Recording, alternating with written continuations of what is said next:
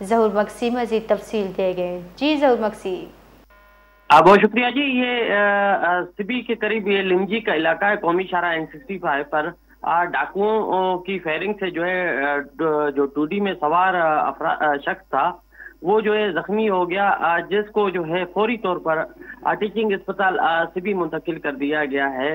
मैं आपको बताता चलूं कि ये जो टूडी कार सवार था ये सादकाबाद से कोयटा जा रहा था। इसके साथ साथ मैं आपको ये भी बता चलूं कि कौमी शाहरा N65 पर जो हादसा है, ये जो डाकू है आए रोज ये आवाम को लूट रहे हैं, मुसाफिरों को लूट रहे हैं। इस चारा पर जो है शाम के बाद जो है डाकू बिल्कुल आज़ाद तरीके से लूटते हैं, जिस पर जिले इंतजामिया की जानिब से ताहाल अब तक जो है डाकुओं को पकड़ा नहीं जा सका।